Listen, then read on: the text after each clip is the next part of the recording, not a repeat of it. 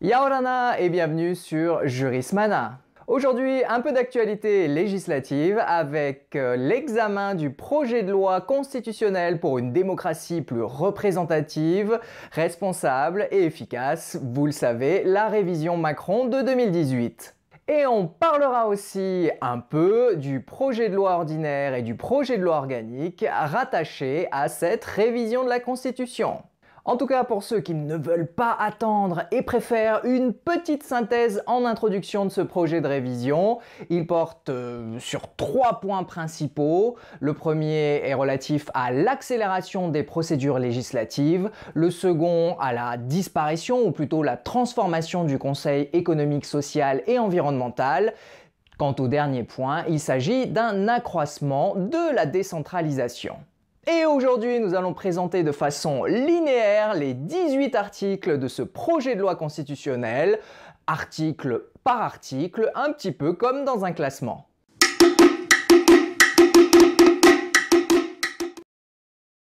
On commence par l'article 1er qui modifie l'article 23 de la Constitution. Il interdit le cumul des fonctions de ministre et des fonctions exécutives ou de président d'une assemblée délibérante dans les collectivités territoriales de l'Hexagone ou des Outre-mer, ainsi que dans les groupements ou personnes morales qui en dépendent.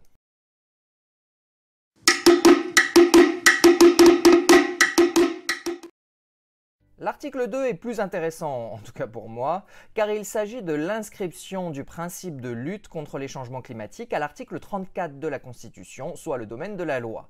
Bon, le problème, c'est qu'en fait, c'est déjà prévu, vu que cette disposition donne le soin aux législateurs de préserver notre environnement. Du coup, c'est plutôt symbolique, cosmétique, ici.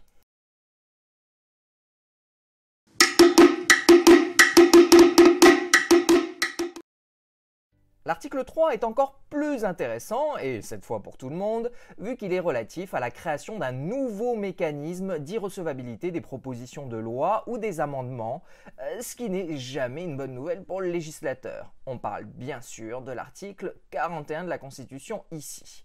L'irrecevabilité des propositions ou des amendements sera du coup systématiquement relevée selon 3 critères non cumulatifs. Les amendements non normatifs, les amendements sans lien direct avec le texte en discussion ou les amendements en violation avec le pouvoir réglementaire.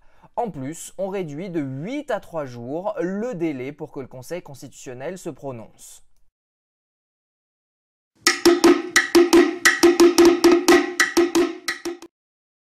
On continue sur la procédure législative avec l'article 4 qui modifie l'article 42 de la Constitution. Cette modification met en place une procédure de législation en commission, permettant l'adoption sans amendement en séance publique, en tout ou partie, du texte de la commission. Du coup, cela permettra d'aller plus vite sur certains textes qui ont été déjà extensivement débattus en commission.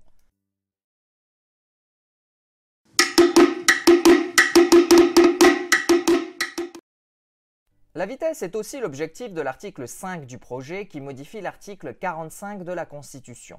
En cas d'échec de la commission mixte paritaire, on supprime la nouvelle lecture de l'Assemblée nationale pour se limiter à une nouvelle lecture au Sénat sans examen en commission, puis un vote en lecture définitive après l'échec éventuel de la commission mixte paritaire par l'Assemblée nationale.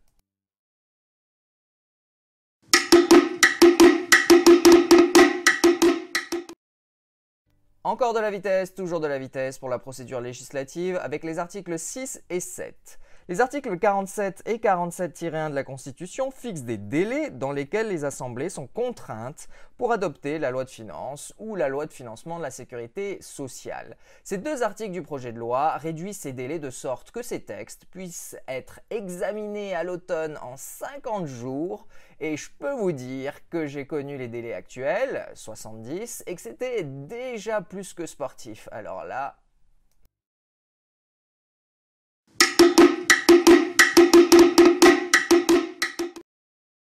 L'article 8, qui s'insère à l'article 48 de la Constitution, crée une possibilité renforcée d'inscription à l'ordre du jour des projets de loi déclarés prioritaires par le gouvernement en matière de politique économique, sociale et environnementale. Encore plus de maîtrise de l'ordre du jour pour le gouvernement donc.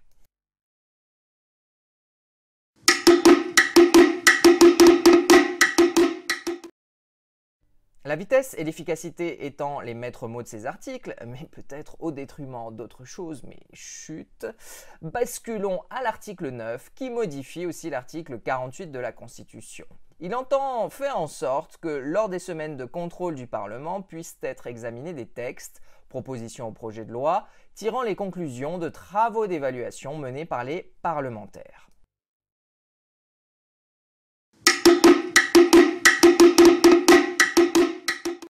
Petite pause, c'est très long, pour parler des projets de loi organique et ordinaire rattachés à ce projet de révision de la Constitution. Et commençons tout d'abord par l'article 1er du projet de loi organique qui diminue le nombre de députés et de sénateurs, 404 pour les députés au lieu de 577 aujourd'hui, et les sénateurs qui sont 348 vont passer à 244. Quant à l'article 1er de la loi ordinaire, il crée une dose de proportionnelle avec 15% de l'effectif des députés, soit 61 députés, qui seront élus à la proportionnelle par un scrutin de liste nationale.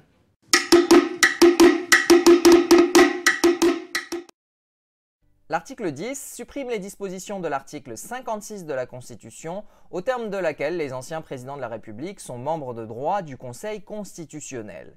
A noter que l'article 18 du projet prévoit une disposition transitoire, mais on y reviendra.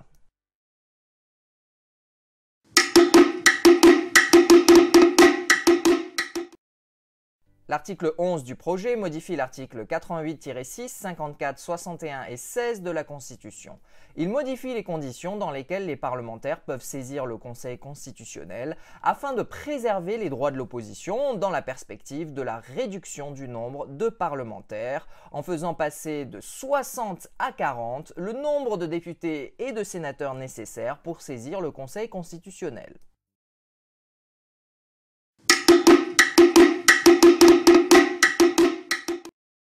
L'article 12 prévoit de modifier l'article 65 de la Constitution afin que les magistrats du parquet soient dorénavant nommés sur avis conforme de la formation compétente du Conseil supérieur de la magistrature et non plus sur avis simple.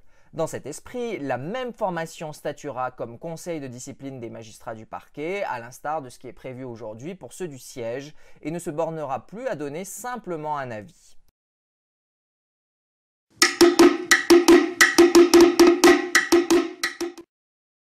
L'article 13 supprime les articles 68-1 à 68-3 de la Constitution au profit d'un seul article 68-1.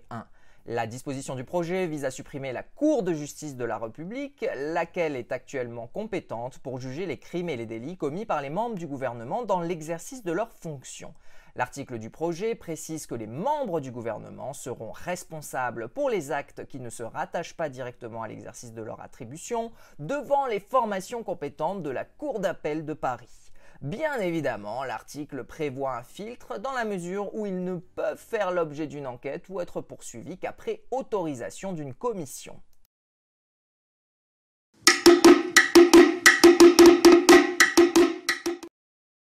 L'article 14 est un gros morceau et substitue l'ensemble du titre relatif au Conseil économique, social et environnemental, soit les articles 69, 70 et 71, au profit d'une Chambre de la participation citoyenne. Composé au maximum de 155 membres représentant la société civile, son rôle sera triple: organiser la consultation du public, éclairer le gouvernement et le Parlement sur les enjeux économiques, sociaux et environnementaux et sur les conséquences à long terme des décisions prises par les pouvoirs publics, avec une consultation obligatoire sur les projets de loi à caractère économique, social et environnemental.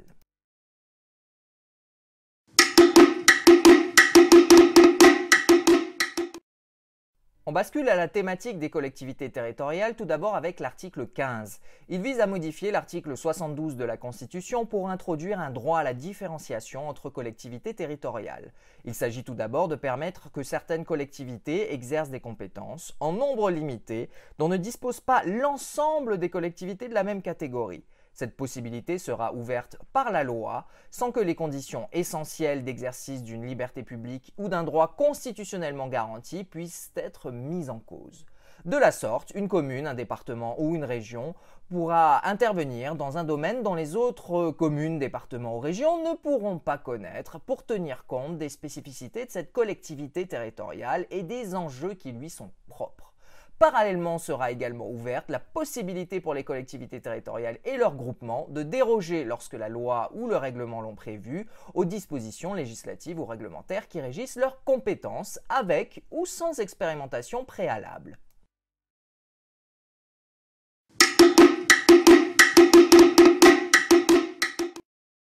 L'article 16 vise à créer un article 72-5 pour reconnaître la spécificité de la Corse. Les lois et les règlements pourront comporter des règles adaptées aux spécificités liées à son insularité ainsi qu'à ses caractéristiques géographiques, économiques ou sociales. Il faut noter que ce nouvel article est quand même très éloigné des demandes d'autonomie de cette collectivité.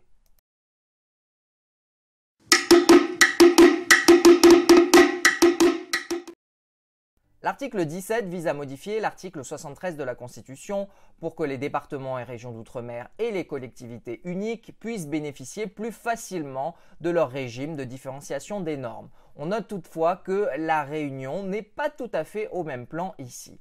La procédure permettant à ces collectivités de fixer elles-mêmes les règles applicables sur leur territoire dans un nombre limité de matières relevant de la loi ou du règlement seront à présent habilitées par décret en Conseil des ministres et non plus après le vote d'une loi lorsqu'il est question du domaine législatif, ce qui constitue le frein actuel à l'utilisation de cette procédure.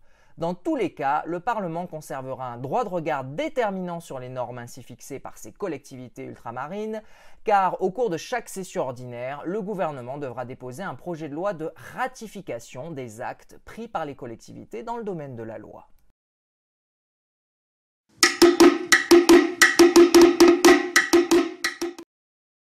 Pour finir, l'article 18 vise à fixer les conditions d'entrée en vigueur du projet de loi constitutionnelle sur 3 points. Tout d'abord que la mesure relative aux anciens présidents de la République ne sera pas applicable à ceux qui ont siégé l'année précédant la délibération en Conseil des ministres de ce projet de loi. On peut se demander pourquoi ce genre de disposition rentre dans la Constitution, mais bref. Et concernant les 2 autres points, il s'agit de prévoir qu'une loi organique fixera les conditions d'entrée en vigueur pour les membres du parquet et la responsabilité pénale des membres du gouvernement. C'était super long, merci d'avoir tenu le coup jusqu'à la fin de la vidéo. Je rappelle que ce n'est que le début de la procédure. L'Assemblée nationale et le Sénat devront adopter ce projet de loi constitutionnelle en des termes identiques et c'est encore loin d'être fait aujourd'hui. Donc affaire à suivre avec l'examen par la Commission des lois de l'Assemblée nationale de ce projet de révision constitutionnelle durant le mois de juin et un examen par la Chambre basse, donc on va dire fin juillet. Merci à tous et à très bientôt sur Jurismana. Parheane!